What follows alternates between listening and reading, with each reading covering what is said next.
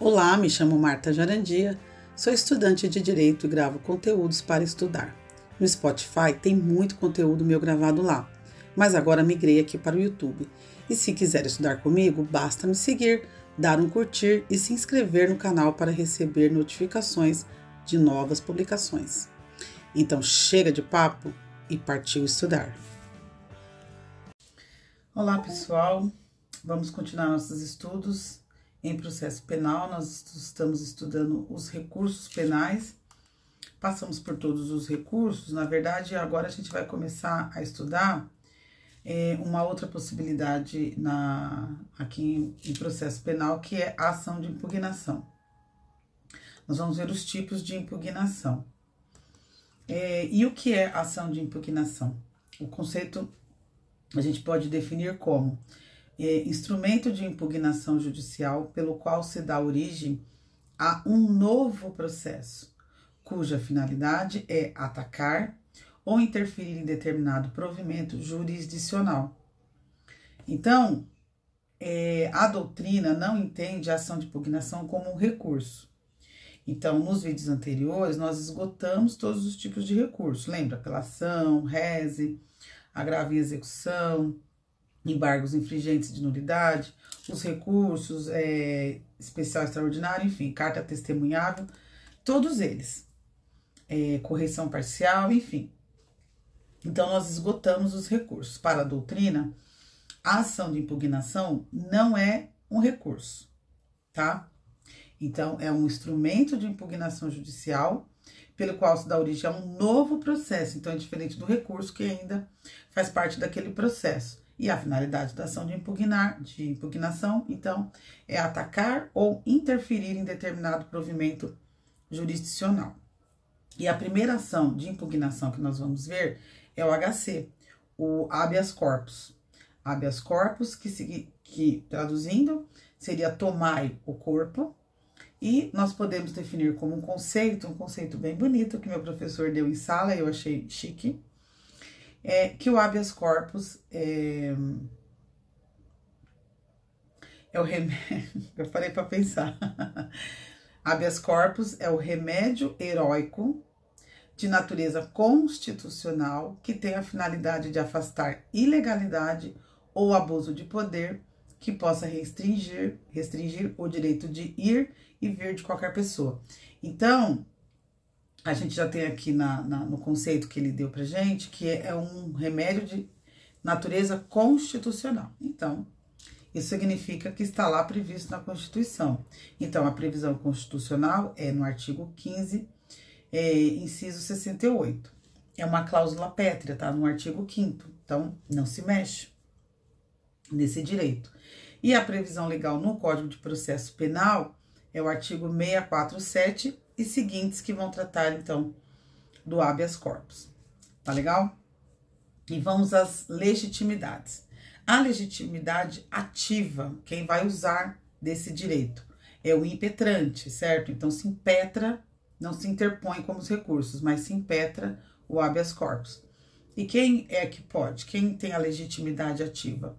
Qualquer pessoa que tem legitimidade para impetrar a ordem de habeas corpus, dispensando-se a assistência de advogado. Ou seja, não é necessária a presença de um advogado, a participação de um advogado para ser impetrado, então, o habeas corpus. E a legitimidade passiva, do outro lado, quem impôs esse habeas corpus, né? A autoridade coatora. Será a pessoa responsável pela coação, quem determinou, certo? A pessoa responsável pela coação, a liberdade de locomoção do paciente, presta atenção no termo, do paciente, que poderá ser autoridade pública ou particular. Então, uma autoridade pública ou particular, então pode determinar o habeas corpus, é a autoridade coatora. E o paciente é a pessoa que sofre ou que se achar na iminência de sofrer coação ilegal à sua liberdade de locomoção. Nós vamos ver que são vários tipos de habeas corpus. Então, pode ser alguém que já sofreu o habeas corpus, né? Já lhe foi imposto. Ou alguém que se achar na iminência, prestes a receber, então, o habeas corpus, tá bom? O prazo para interposição. O habeas corpus poderá ser impetrado enquanto não ocorrer a extinção da punibilidade do agente. Então, enquanto este agente, este paciente, né, estiver sendo acusado, né, estar com essa punibilidade voltada a ele, o habeas corpus cabe. A hora que não tiver mais, se for extinta a punibilidade dessa pessoa, aí não cabe mais o habeas corpus. E a competência deverá ser impetrado perante a autoridade hierarquicamente superior à autoridade coatora. O que é isso? Nós não dissemos que quem tem a legitimidade passiva é uma autoridade coatora, seja ela pública ou particular? Então, você precisa apresentar, impetrar, que é o verbo correto, para quem é chefe dessa autoridade. É isso. Então, por isso que fala que é a autoridade hierarquicamente superior à autoridade coatora, certo? Então, aquela autoridade que coagiu o paciente a um habeas corpus para o chefe dele, para a autoridade hierarquicamente superior, que vai ser apresentado, então, o habeas corpus. E aí, só para ter uma ideia, né? Se é um delegado de polícia, portanto, uma autoridade pública, é para o chefe dele, para não é instância aqui, mas para a autoridade superior. E quem é a autoridade superior ao delegado de polícia? O juiz ou o promotor. E assim sucessivamente, né? Do juiz, o desembargador, do TJ, do TRF. E para cima, o ministro do STJ. E para cima, o ministro do STF. E se for o próprio STF, quem vai julgar o habeas corpus é o próprio STF, tá? Na pessoa de seus ministros. E se for um particular, aí tem que observar quem é a autoridade superior. O particular, eu tive uma certa dificuldade na sala para imaginar uma autoridade particular, mas o professor deu um exemplo bacana.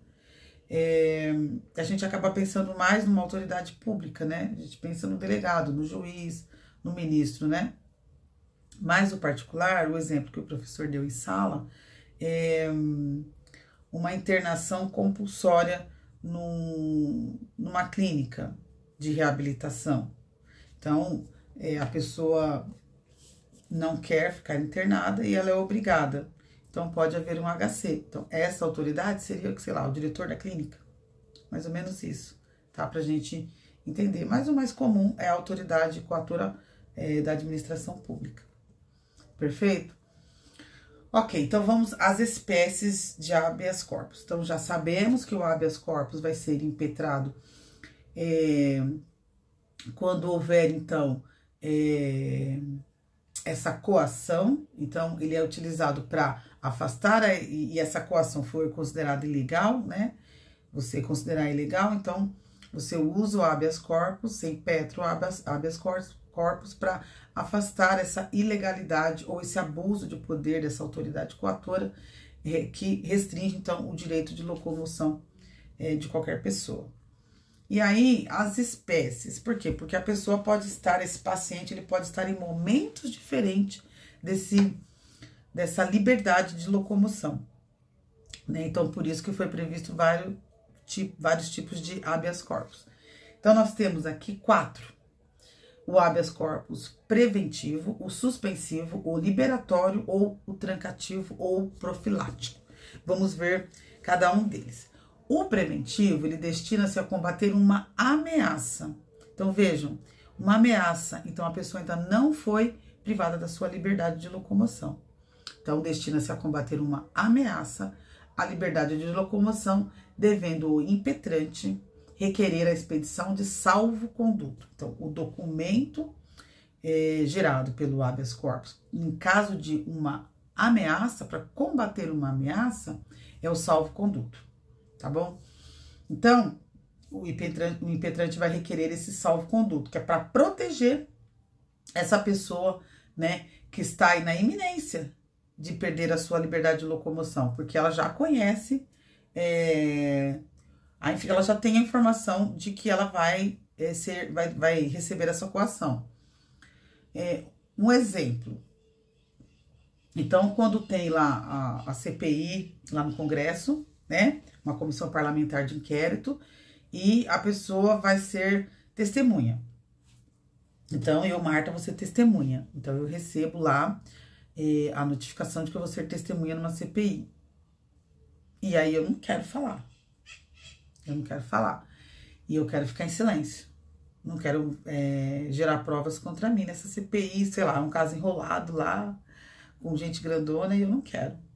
Então, eu impetro um habeas corpus, por quê? Porque, dependendo do que eu falar lá na CPI, eu posso ser presa, correto?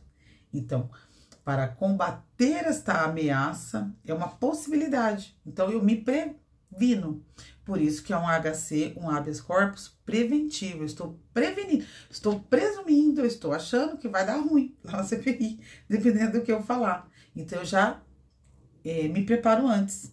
Então, por isso que quando a gente vê aí, recentemente, na pandemia, nas últimas CPIs, CPMIs no Congresso, a gente viu que o pessoal chega lá já com o habeas corpus pronto, já para esfregar na cara lá dos parlamentares. Não vou falar, vou restringir o meu direito de silêncio, porque eu tenho um habeas corpus. Por quê? Porque eu estou prevenido que se eu falar eu posso perder a minha liberdade de locomoção, então eu já faço isso antes. Então, este é um tipo de habeas corpus clássico preventivo, tá? Preventivo.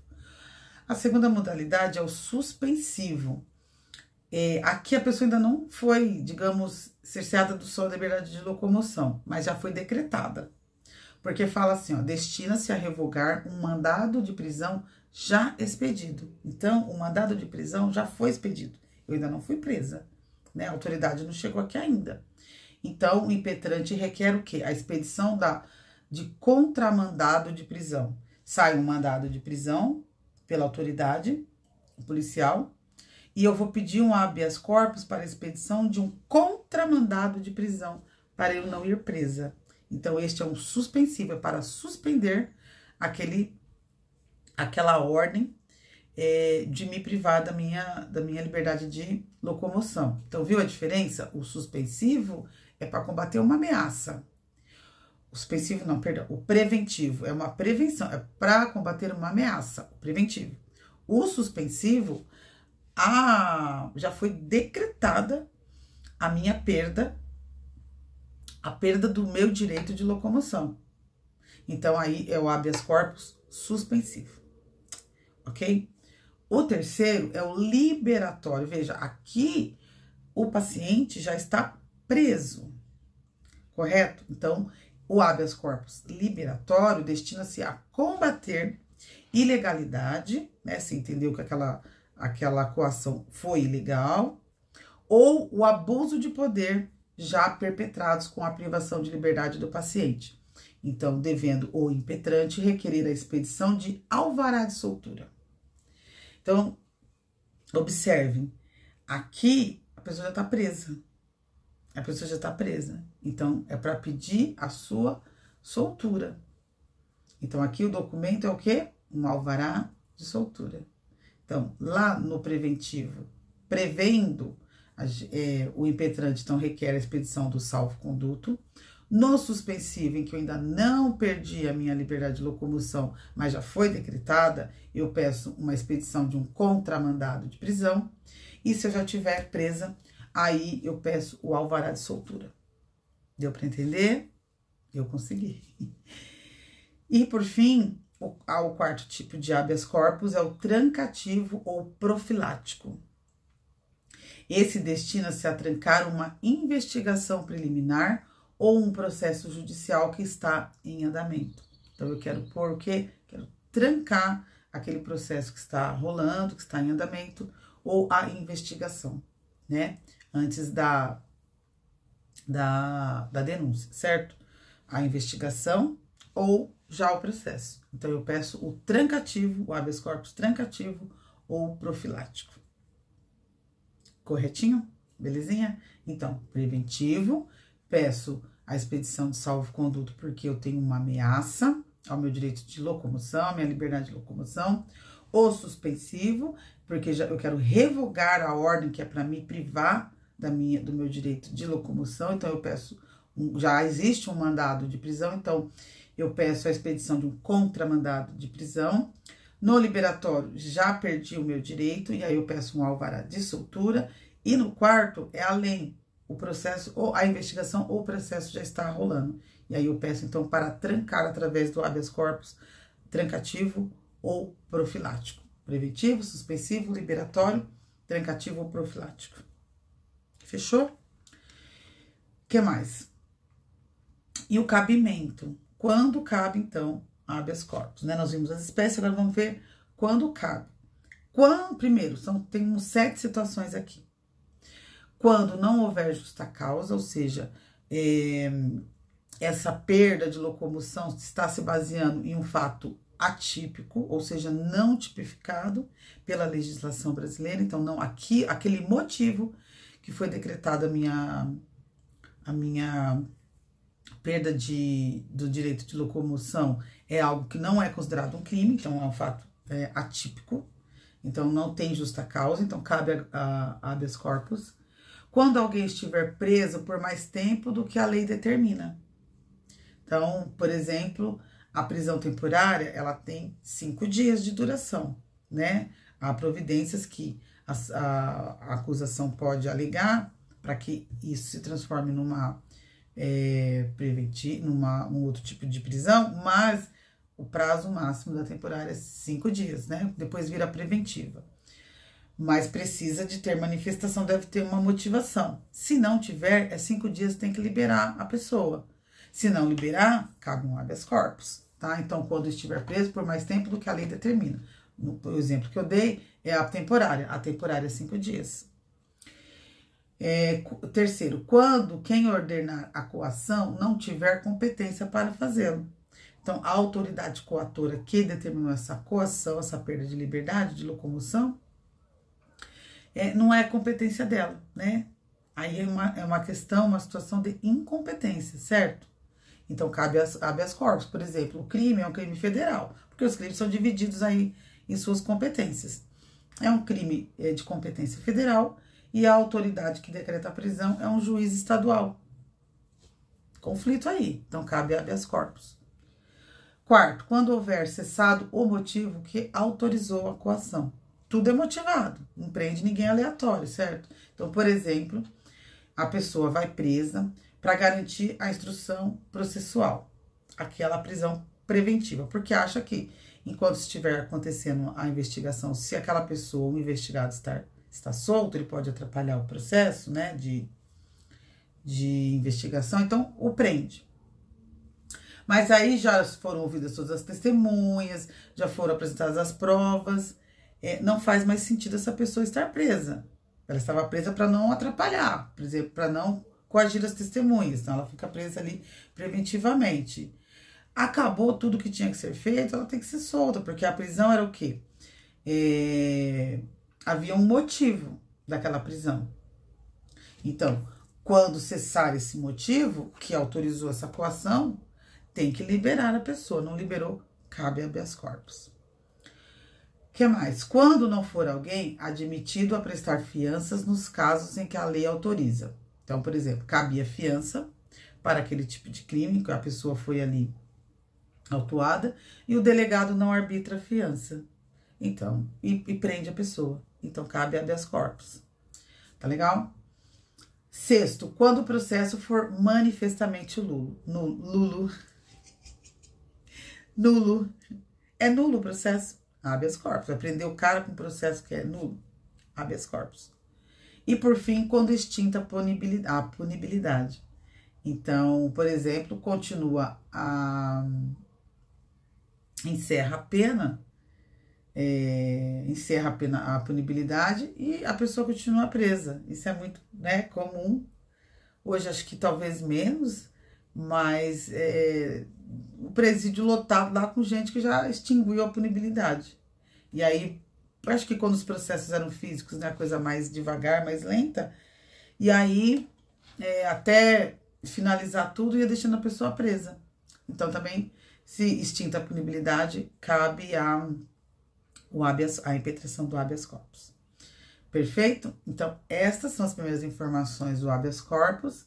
Vou falar agora um pouquinho da liminar. porque você entra com habeas corpus. Como eu disse lá no início, é independente, autônomo, lembra do processo? Você dá um novo processo, então é um processo de habeas corpus. E aí, digamos que